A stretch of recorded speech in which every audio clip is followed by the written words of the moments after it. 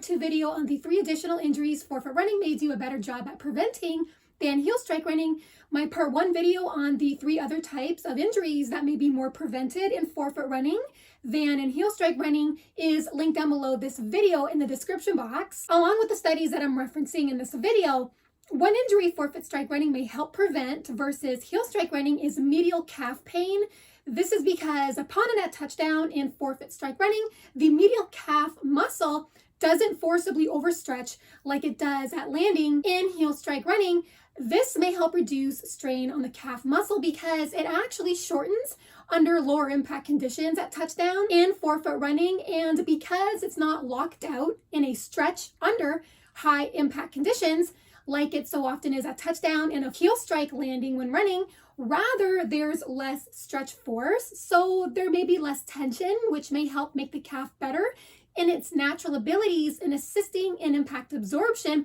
in forfeit running. It's important to note that when a muscle is overstretched at high impact, studies have found that the muscle can no longer contribute to impact absorption effectively, because when forcibly lengthened under higher impact conditions, the muscle becomes strained because it develops a lot of tension, all of which may change the way the muscle responds to impact in ways that may make it less effective at attenuating shock. In forfeit strike running, the medial calf muscle may actually become more engaged as a shock absorber at landing because it's not stretched beyond tolerance, and so there's less strain because there's less tension as compared with heel strike running. Why the calf muscle doesn't overstretch at touchdown in forfeit strike running is that landing forfeit first when running often includes less ankle dorsiflexion, which means the front of the foot doesn't lift far back like it so often does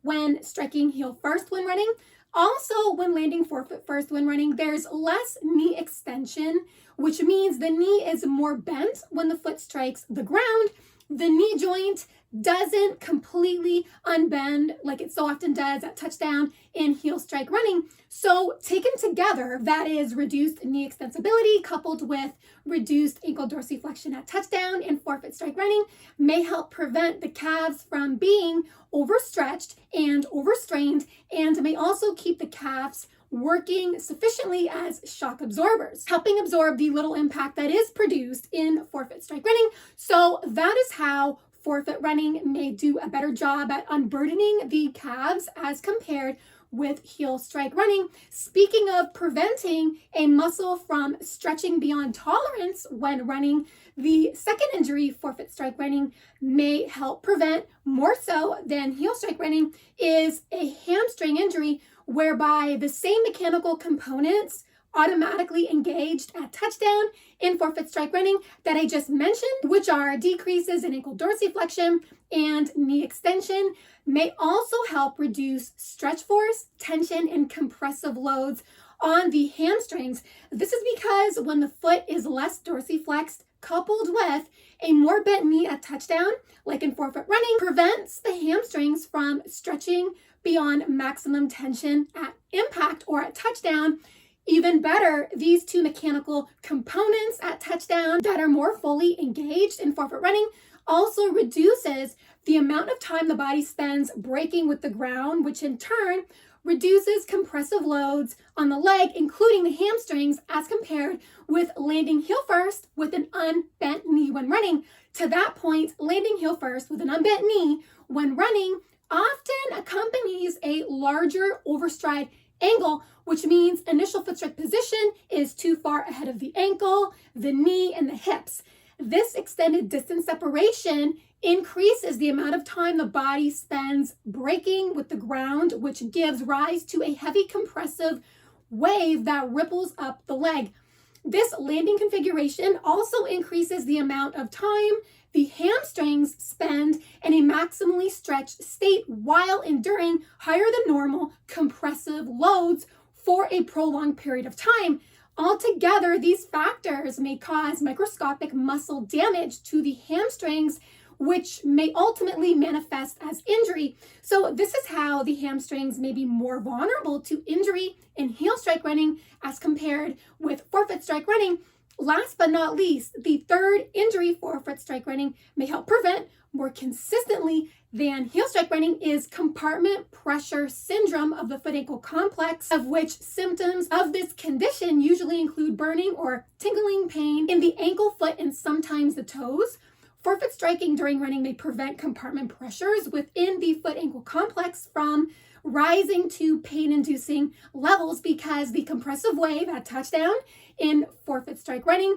is either not produced or the very little of it that might be produced isn't enough to drive up compartment pressure of the soft tissue compartments in the foot and leg. Because of the decreases in ankle dorsiflexion and knee extensibility at touchdown in forefoot strike running produces a smaller overstride angle, which has the direct effect of reducing the duration of the break force period at touchdown, meaning the entire weight of the body spends less time drilling down onto the foot at touchdown. Since the break force duration period is much shorter in duration due to the shorter distance separation between initial foot strike position and the center of mass, which is the hips, compressive loading is lower, which usually accompanies reductions in compartment pressure. So in running, reductions in pain-inducing levels of compartment pressure reflects a shorter break force period, which reflects a shorter overstride angle, of which landing with a forefoot strike produces this movement and these outcomes better than landing heel first with a fully extended knee.